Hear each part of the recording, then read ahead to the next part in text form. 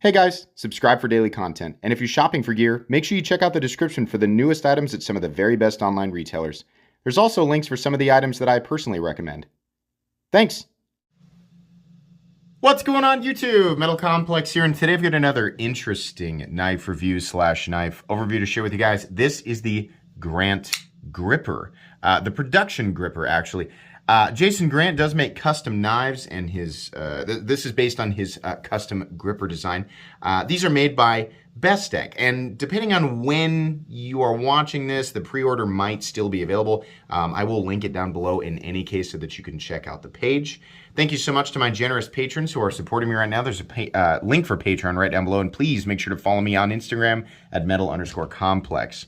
Appreciate Jason Grant or Brass Brigade. You can check them out on Instagram for sending this in for me to take a look at. This is not mine to keep. It will be going back. Let's go ahead and get a measurement on this guy. Overall length is coming in at big boy, definitely. Let's get it right up to the 8.75 inches, maybe 8.7. Looks to be about there. Blade length, 3.75. Cutting edge, almost 3 1/4, almost. How about some size comparisons up against the Ontario Rat Model 1 and the Ontario Rat Model 2. So you can see here it's definitely a large knife. Yeah, let's go ahead and do all of them here. Up against the Spyderco PM2 and the Spyderco Para 3. There we go. And last but not least, let's do the Benchmade Griptilian, or in this case, the Ritter Hogue. And its little brother, at least for the size comparison knives, the Benchmade Bug Out. I think we've cleared that up. It's a large knife. Action. Yeah, it's pretty good. So there's a, right here, there's a little, right, it's the flipper tab right there. That's what's coming through. You can stop it right there, and there's no double clutch. It's very close. Or you can bypass it and just go right on through to the forward choil is what I call it. People always correct me and say that that's not a real thing. I'm deciding it's a real thing. I'm just going to keep saying it on this channel. So yeah, your finger, will stop the blade at the forward choil, and you're good to go. The action's pretty good. It's not necessarily like, oh my gosh, guillotine, buttered glass or anything like that. It's just good. It's about what you expect from Bestech, and there's so many different means of deployment. We're going to talk all about that, but yeah, the action's really, really good. Let's do thickness up against the Spyderco Para 3. It's fairly thick. Not monstrously thick, but it's definitely a thick knife. Length and height up against the PM2 and Para 3, you can see here, this is going to be a large object in the pocket. Even people who, feel like the PM2 is a big knife, like if that's you, if you're like, gosh, the PM2 is really big, this guy's gonna be big. It's going to be a pocket hog. But if you're used to big knives, then maybe it won't bother you. Let's go ahead and I want to take a look at the inside here real quick. I've mentioned this before. This is the flashlight that I use on the channel now. Highly recommendable. You can pick it up down in the description where I talk about the tools I use. Yeah, there's a little bit of milling on the inside there, which is really nice. I appreciate that. The materials that we are looking at here are M390 and titanium, and quite a bit of it. So my guess on the weight is, sorry, this piece of tape stuck to my finger. 6 ounces, that's what I'm gonna guess. Okay, a little less, 5.64 ounces. Still not the best ratios. I don't have a problem with this. It's a little bit, the knife overall, as far as the size of it, is a little big for me. But weight, it's still, this is still only a 5.64 ounce object. I can promise you your cell phone weighs more than that. So, yeah, just, bear that in mind. Do with that information what you will. Let's go ahead and do a hardware check on this guy. I'm going to get out my tools as per usual. My tools are extremely recommendable and extremely inexpensive. You can find them right down also in that section of my description that talks about the tools I use on this channel. T8 for the pivot, and I think all of these other ones are also T8. T8. Everything's T8. I'm going to guess the hidden screw for the pocket clip, which is right there. No, that also appears to be, really? Yeah, that one's also that one's also a T8. Okay, pretty cool. Yeah, that's nice. Minimal hardware, couple on each side, right? 2 big pieces of titanium, and then the blade, some bearings. Pretty good. I appreciate that. Easy to work with hardware and not a lot of it. So yeah, we're good to go there. This assembly should be very, very easy. Let's go ahead and measure the blade stock thickness. Come on now. Oh, these calipers are still going.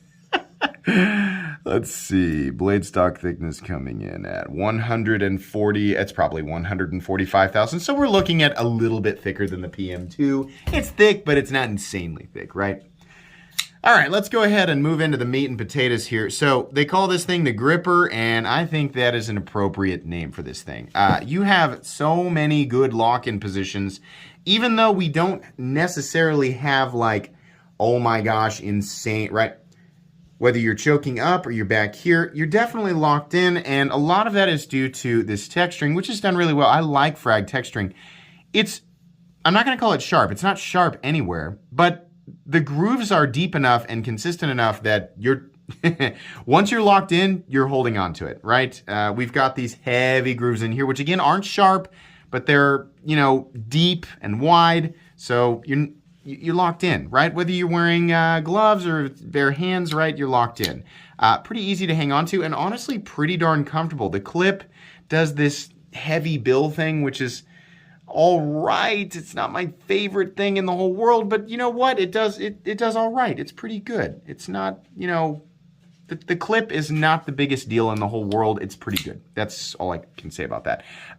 Plenty of lock bar access. It's raised a little bit, carved out, very easy to engage and disengage. I love the Strider style hole right there, which allows you to do the reverse flick. You can do the thumb flick, right? You can do the regular flip, and you can do the front flip if you want to. This is very fidgety, right? Whatever your preferred means of deployment is, it's there. I think you can also even use this fuller down here if you want to get, you know, if for whatever reason you don't like to do the reverse flick up there, you can actually kick it out at the bottom, which is nice, right? None of the deployment mechanisms are for the space provided by the frame, sticking out or making, you know, it's like a lot of times when knives have like a million means of deployments, there's something that's in the way that makes it less usable as a blade and more, it's just more like a fidget thing. Because he chose a hole and not thumb studs, right? And because we did the flipper tab like this, kind of like how Vero does it, and not like sticking out of the back, it allows you to make full use of the ergonomic lines and full use of the cutting edge. So it's kind of just like, you know, whatever is most opportunistic or whatever is your favorite way to deploy it, you can just do that. And then you get to enjoy the rest of the knife for what it is, which is a cutting tool, right? This is a Wharncliffe style blade. I know every time I say that, I get somebody, I had somebody tell me this was a reverse Tanto. No, that's not correct. I had somebody tell me this was a modified sheep's foot, a modified sheep's cliff, a cliff's fart, you know, a clamp knot, a boof bibble, right? Whatever. I can't tell you. My brain hurt. My eyes roll back so far into my head every time that we have to dissect exactly what blade shape this is. This is a sharpened, awkward triangle thing, right? Broken ninja sword. It doesn't matter. Here is the blade shape. It has a straight edge, and then there's a steep angle that comes off right here and then tapers down to a fine tip, right? Call it whatever you want. Octopus sandwich, right? Mary Tyler Moore. Sure, let's call it that. Let's call it a Tuesday burrito, right? Tuesday burrito high five. That's now what this is called. This blade shape is no longer going to be referred to as anything else but Tuesday burrito high five, all right? Everybody's just gonna have to deal with it. Okay, so there's a pretty prominent flat actually. This is like half the blade. But, you know, plenty of strength, plenty of material out here, even though we are tapering down to a fairly fine tip, right?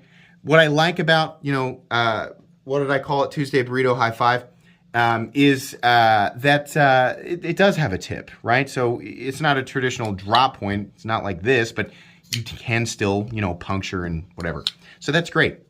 We do have a little bit of a fuller here. Some people are going to say that's a gunk trap. I think that's kind of overdoing it. There's really not much in the cutting path. Like there's this hole and there's this, but it's not the same thing as getting hung up on a thumb stud. So I appreciate that. Down at the edge, it's relatively thin. This is hollow ground, which honestly is kind of, is it? Hold on. Yeah. Sorry, I know it's not focused on the blade. Yeah, it's not a super crazy, insane hollow ground, but it's actually, you know, it's thinner than you'd expect. I know that the paper cut test doesn't prove anything. I just want to feel, you know, I want to feel if it's slicing or, yeah, that's pretty good. Yeah, all right. Yeah, it's more slice than tear, right? You can always tell when an edge is just tearing through the paper. But yeah, pretty good. The blade, in this case, it's all black. I think there's a few options here. This is going to be the type of knife that's good, you know, for draw cuts, things like that. Not a lot of belly. I mean, it'll slice definitely. Your puncture tests are going to be fine. For what you normally do with a knife, which is cut open packages, cut through tape, cardboard, rope, rubber, a little bit of wood here or there, right? This is the type of blade shape that's going to be useful for knife stuff. I've come to prefer Wharncliffe's and sheepsfoot blades for day-to-day stuff over like drop points and spear points because they just come in more handy. So I appreciate that. And also sharpening it's just one long straight edge, right? So while it is M390 and not everybody's going to have the best time with M390, yeah, it's going to be easier than M390 that's a recurve compound ground tanto, right? So that's nice. I appreciate that. I like the little pivot collar. Gives it a little bit of flair that would otherwise in this case just be Ultra Shadow Ninja, which you know is super overdone. But I like that. I think I probably personally would prefer a lighter, right, coloration. But that's the nice thing is that he offers that, so that's great. Let's see here. Moving on. Guys, oh no, where's the lanyard hole? We can't put a lanyard on this. Moving on here, there is a backspacer that sort of mimics the texture pattern on the front and back scales here, and that's just like a frag pattern. I kind of like that it's raised a little bit. I like that the whole thing, it covers the whole back of the knife, and that's probably adding a little bit of unnecessary weight, but it's also ensuring that you cannot accidentally run your finger across the blade. I'm going to guess the reason a lot of people probably are pointing out that blade height looks not, you know, it probably looks not tall enough for the rest of the handle, almost like the blade is matched or maybe shorter than the handle.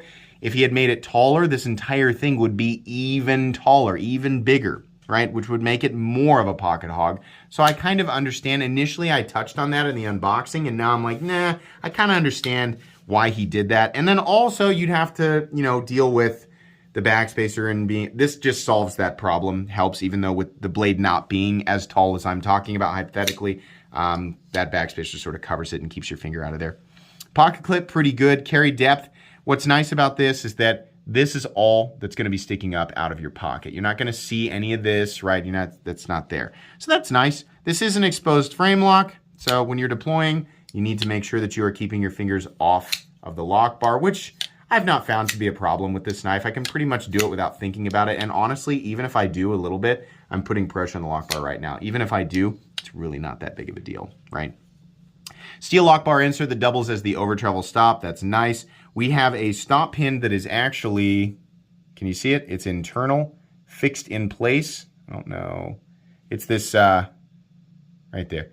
It's this bar right here. You can see it running on channel in the blade. That's nice.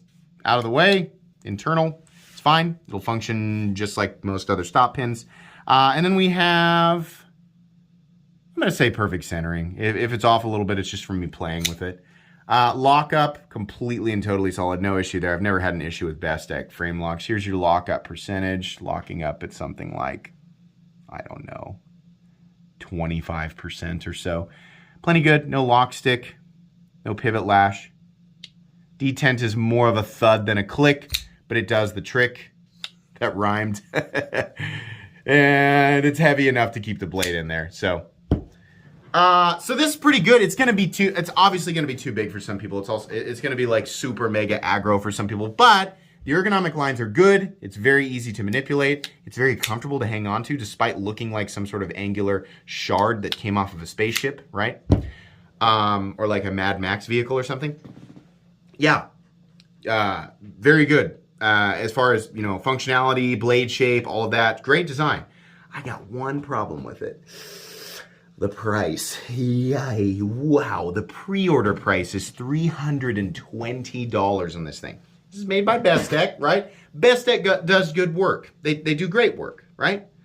Titanium frame locks, M390. And I know, you know, we're not judging based on the materials. A lot of people, they just reduce the value to the materials alone. That's one tiny piece of the pie, ladies and gentlemen. Still a part of the pie, but a piece of the pie, right? We look at competition, not only outside of Bestech, but in Bestech's general line. This thing is like $50 too high, generally speaking. I would say, you know, and yeah, I understand inflation, right? $275, I think, would be about where I expect it to be. That seems fair. I mean, we've got plenty of knives with similar build quality in Bestech's line that are currently like $220 to $250, right? So this guy's a little bit bigger and has some interesting lines. Also, I do have to, you know, factor in the fact that these are not being made in a massive batch. This is a smaller batch through Jason Grant, right? So his costs go in and all that. You got to factor, right? Smaller the batch, right? The less room there is. So it's got to. So, anyways, that factored in as well, right? $320. What the heck? It's just too high. I like this knife. I like the design. It's cool looking. And yeah, I mean, having this as a tool for whatever, right? If you're hardcore hashtag user stuff and you're out there, you know, chopping your lawnmower in half or whatever it is that you guys are referring to when you say that, right? Whether you're that kind of person or you're just like a, you know, you're going to go out and do some yard work. You're going to do some home improvement stuff, right? And you're going to use your knife like a knife. This is the right kind of, this is, you know, it's a nice knife to have on you. Yeah, I know a utility cutter for the most part will do the trick, but if you need a longer blade and you're going to be doing similar cuts, this is a nice high quality tool that will serve you well for years and years and years and years. $320 though, that's high. Like the knife, I don't like it $320. That's pretty much it. Outside of that, if you're like, what if I choke the price down? What am I gonna think? It's a big knife. For those of you who are gonna choke the price down and get it anyway, right? Which I'm sure some of you will, and that's fine. It's a big knife, so just be prepared for that. Not a massive knife. Cold Steel fans on the edge of their seat waiting. These people need to be knowledged. I need to knowledge them about Cold Steel. Sit down, folks. Let me tell you about what a big knife really is. Thanks, shut up. We know. Yeah, everybody knows. This is a big knife. It's not an XL. It's not a crazy knife, right? It's a big knife, so be prepared. If you've been carrying stuff like this, or you've been carrying stuff like this, you've been carrying stuff like this, right? Big knife. So just be ready for that. Thank you again to Brass Brigade for sending this in for me to take a look at. Please make sure to follow me on Instagram at metal_complex. If you enjoyed this video, leave a like. If you'd like to check out my other content, I do, of course, have lots of videos of knives that are either expensive or inexpensive that I do or don't like, so check those out. And if you enjoy all my content, go ahead and click on that Metal Complex logo right there and subscribe because there's definitely more coming. Thanks again for watching, everybody, and have a great day.